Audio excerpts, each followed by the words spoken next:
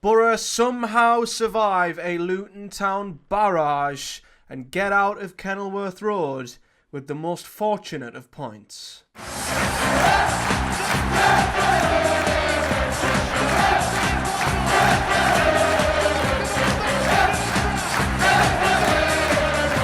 What is up, guys? Welcome back to another episode of the Project Boro Reviewing Show, the series on the channel where we, of course, look back at every single Boro game. And today, Boro come away from Luton Town with a point in a 0-0 stalemate at Kenilworth Road. And as I said in my preview when I predicted a draw, I just thought this was the likely result and that it wouldn't be a result that really suited either team. But if I'm absolutely honest, given the nature of the game, the way it panned out, the chances that Luton had, I think Boro have got to be extremely happy to come away from this with something. Not because we performed well or were great or anything of such. We didn't deserve anything from this game. This was just as much of a blunt, insipid, poor away performance that Boro have had recently. It continues to be a worrying running theme on the road that Boro, apart from Stoke, that's the only game this calendar year I can think of on the road where Boro haven't been incredibly poor going forward, where we've really, really struggled up against a home side that just looks like they want it more than what we do. And it was the same here. But the fortunate thing was, Luton were so wasteful. So wasteful. And it sums up both sides, really. And I noticed this in my preview when I discussed this game a couple of days ago, and I talked about how wasteful Luton are, and maybe that's one of the reasons why they are where they are. Well, having seen them play Boro, not quite in the flesh, but having seen them go up against my team, I can absolutely see why they are where they are, because 9 times out of 10, if this game was played, Luton should win it by 2, by 3, by 4, by even maybe more. Boro were extremely fortunate and extremely grateful for our goalkeeper that we come out of this game with a point, because Luton should have had the game sewn up, sealed, signed and delivered in a nice neat little bow by half time. They created so many chances, they threw away so many opportunities. Boro were just lucky to still be in the game. So even though a point's I'd still say a good point for Boro at Kenilworth Road, there are still certain circumstances and certain things about this game which aren't good for Boro. You know, how bad we were going forward. We didn't register a single shot on target in this game against one of the weaker defences in the Championship. We were really, really poor going forward. We didn't deserve anything from the game. So from a Boro performance, this has given me no confidence whatsoever. It's not made me any more confident that we are going to get top 6 than I was before this game, but at the same time, you've got to take the point and be happy with it, because as I say, against a much better team, a much more clinical side, a side who take their chances, Boro would have been dead and buried within half an hour. That's how bad this was. The number of opportunities Luton created, the number of chances they spurned. Yeah, we'll be the happier to come away with this from a point. However, they will definitely be happier with their performance than we are, even though they've came away with only a draw. So yeah, it's a strange one. You know, we've mentioned a couple of times in recent games, we're at the stage of the season where results are kind of more important than performances. So this is definitely a result over performance kind of game for Boro. Whereas for Luton, I guess it's more performance over result, because they needed a win desperately and they should have had one, whereas we should have been beaten and we've came away a point better off, which could make a bit of a difference at the end of the season. I don't quite know, but as I say, I've come away just as worried, and there's still signs with this Boro team that in certain scenarios we just fold completely, and that's exactly what happened in the first half, especially in this game. But not really much to say about the starting 11 for Boro. It was unchanged. It was exactly as we'd expected, mostly because this 11 was very creative, I would say. In our last home game against QPR, I thought we created plenty of chances, looked pretty good.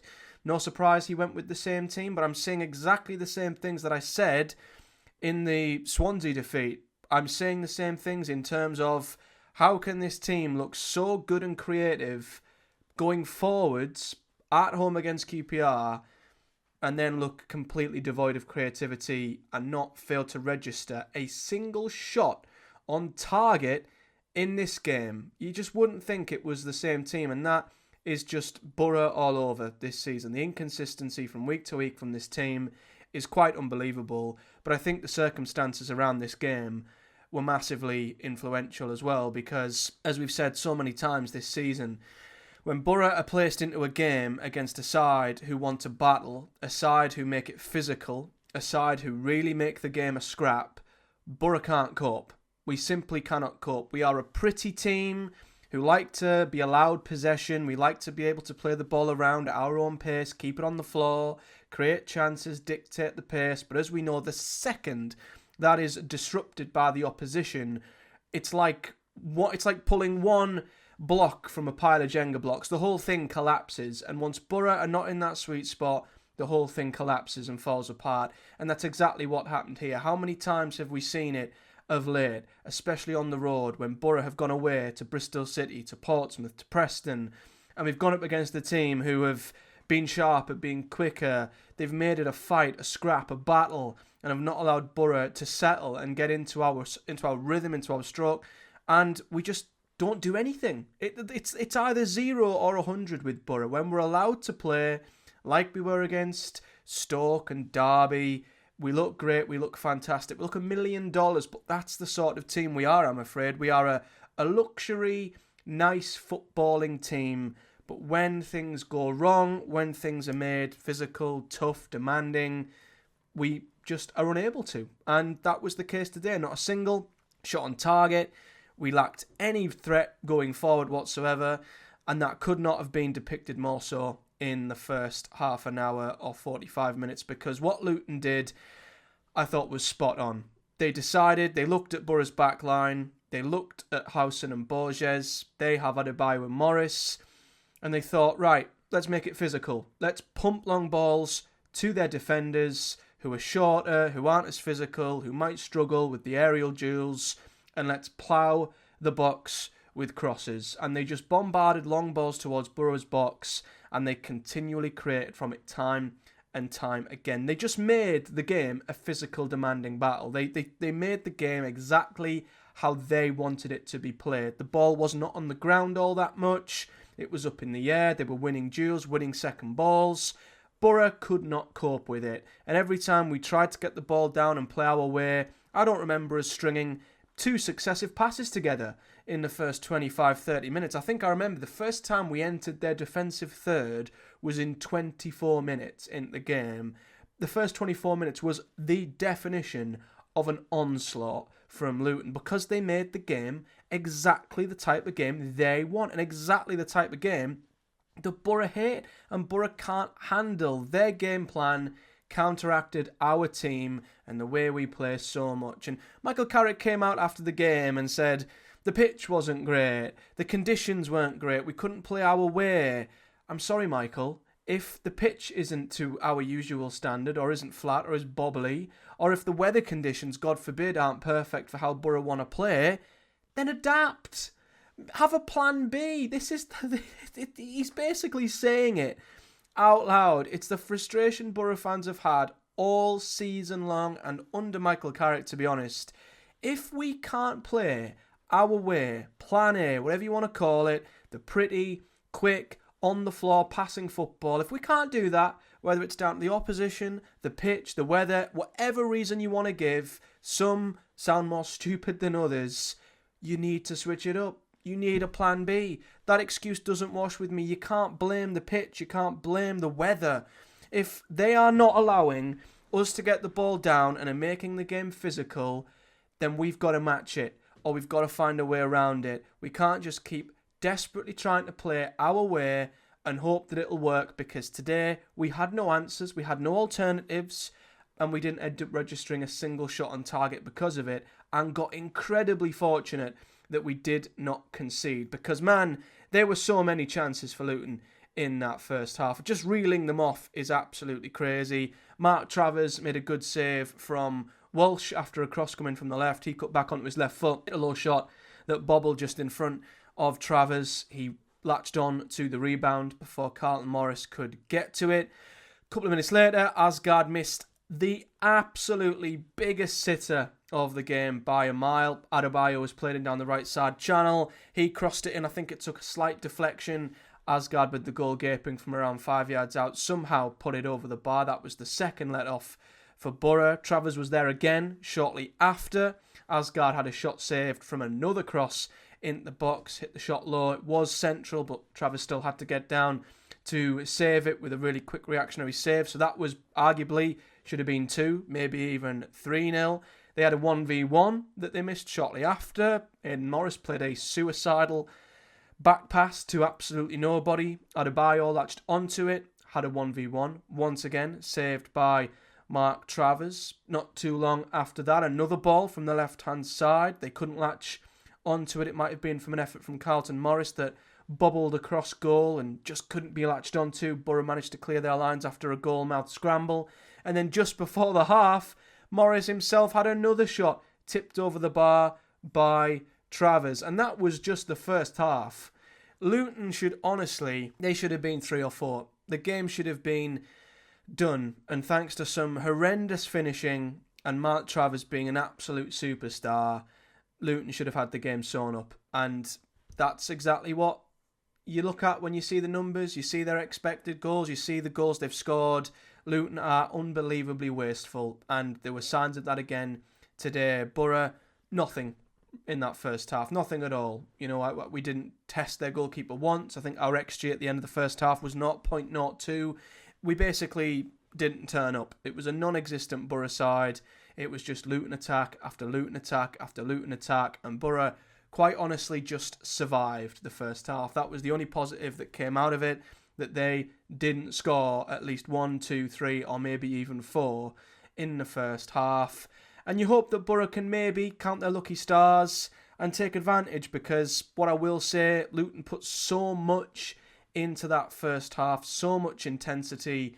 They were fantastic in that first half, barring the fact they didn't put the ball in the net.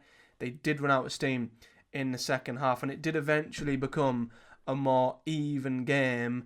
But even then, Boro still didn't actually hurt them going forward. It's still, you know, in the second half, one that was more even. Luton still had more glaring opportunities that they failed to take advantage of.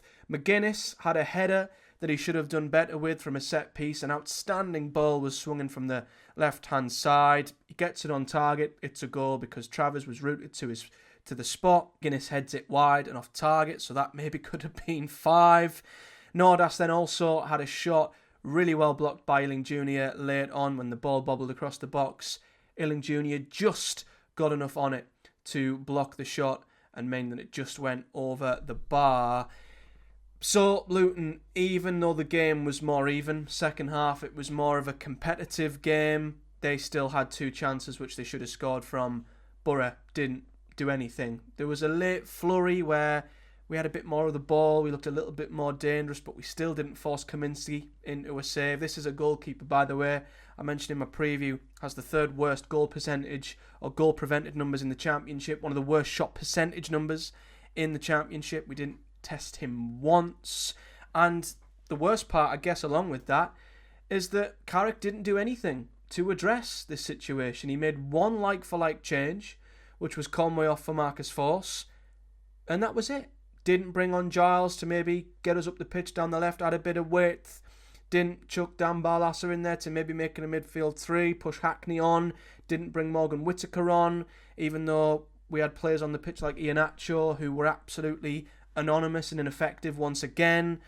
One change Carrick made in that second half, and someone who rang into the radio after the game made a good point, almost like we were waiting to get beat. And almost, although I truly believe Michael Carrick wasn't waiting for us to get beat, I don't know why he didn't make any changes, because we never at any point looked like we were going to challenge their defence at all at any stage. The only goal that was going to come was from Luton themselves, and we were just fortunate that that goal never did come in the end. And the game sort of petered out eventually as Luton ran out of steam and Boro somehow survived with a point. And that's where it's just an interesting feeling, because you're relieved when the final whistle goes. You think, how the hell have we come away with a point here? It's a far better point for us than it is for them. But then you also look at how we were battered, and how lucky we were.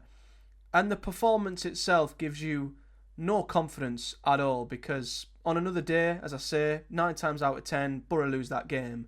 Against a better team in the league who aren't as wasteful, we get battered in that game. So I don't see any positives out of it other than we didn't lose and we gained a point, and the gap to the playoffs is just the same. So maybe we just have to shrug this one off and count ourselves a little bit fortunate. But at the same time, we can't keep performing in the manner we are away from home like this. And it still concerns me massively that when a game is turned into a real physical battle where Boro are not allowed into their flow, you may as well just may as well pack up and go home, because we don't look like we have a plan B or an alternative way of hurting the opposition. Once plan A doesn't work, we're out of ideas, and that's just not good enough for me, because in games like these, top teams, I'd imagine, would change the way that they were approaching it offensively, realise that they're not really hurting the opposition. They'd find a way to change it up, and they'd try and hurt the opposition. We never look like doing that. So yeah, great point. Fortunate point. Am I delighted? Yes, I am, to come away from this ground with something, because we didn't deserve a thing. But at the same time, very worrying that up against another team at home who just put us under the smallest bit of pressure, we folded and should have almost lost the game. So, looking at the stats then, it's grim reading from an offensive point of view from Boro. You could say the same for Luton, to be honest with you. Their XG is absolutely huge. I mean, just look at the shot map as well. 2.45 XG. They registered to our 0.24. That's got to be the lowest of the season for Boro. And I think it follows the Swansea game, where I think we recorded an XG of 0.34, which I think was probably our lowest at the time then. So, away from home at the moment, Boro are doing absolutely nothing, and we've got to improve so much on the road to give ourselves any chance of winning any of the away games coming up, to which they get a lot tougher. Millwall away, Sheffield Wednesday away, Blackburn away, Coventry away, all to come. Luton had 19 shots and 5 on target. 4 of them were big chances.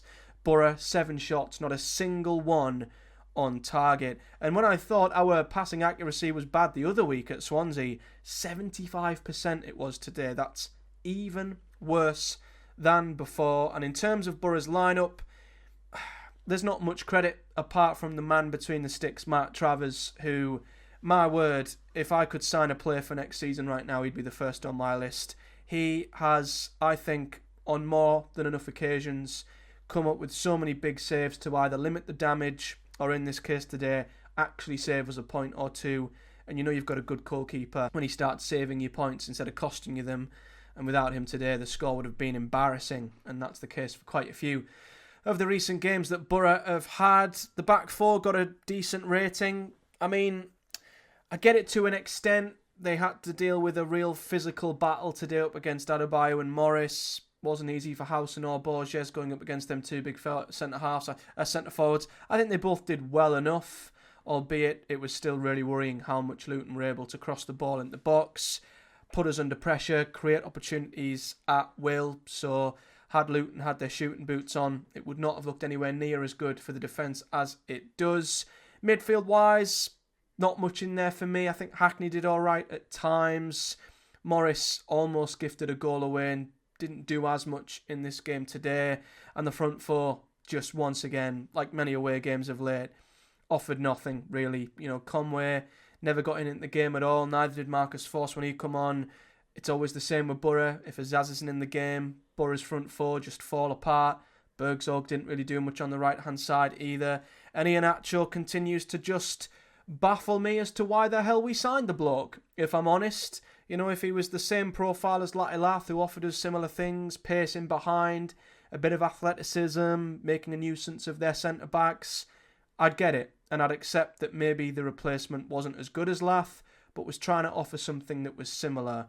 But Iheanacho offers us barely nothing. I don't see what he adds to the team, why he started, or why especially he lasted the full 90. He links up play, but that's about it, and hasn't really made any real contribution since he's come here. So, yeah, replacing Iheanacho with Latilath, or replacing Latilath with Iheanacho, should I say, is starting to look like one of the worst downgrades I think Boro have made in the recruitment in recent years, to be honest with you. So not much on the pitch in terms of positives.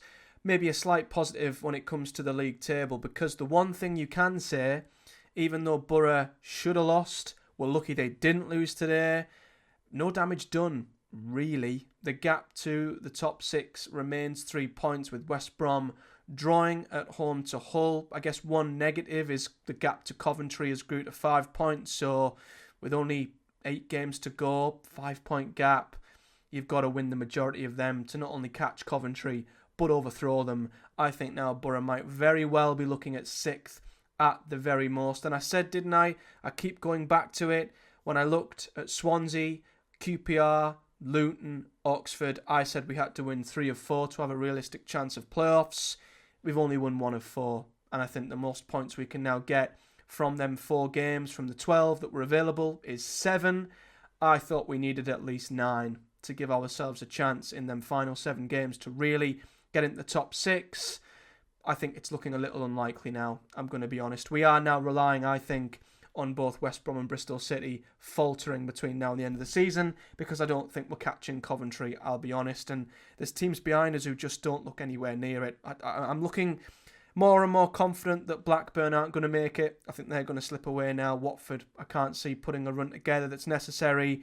I think anyone below them are out of it too.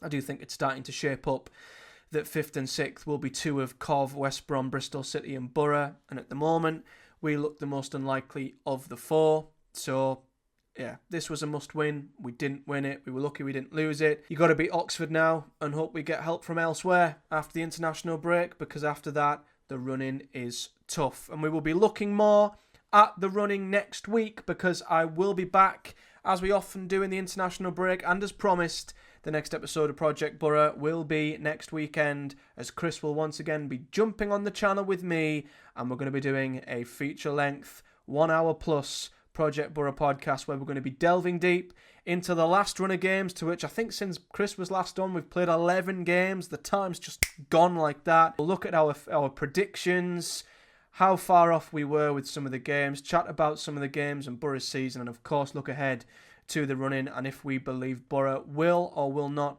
get playoffs or not. We'll do predictions of the result, how many points that will leave us on, and if we think that will be enough to get Boro in the top 6. So that big episode of Project Boro is going to come next week.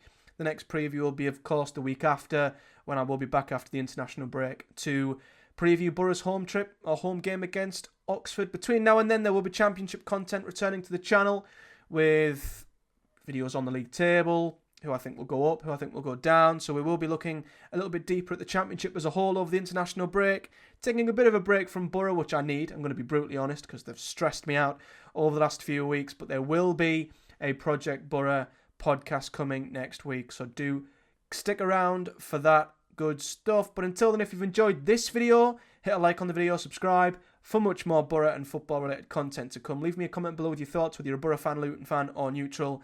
And if you want to listen to these over on your chosen podcast provider, you can do via the links in the description. But until next time, guys, do take care, and I'll see you all in the next one.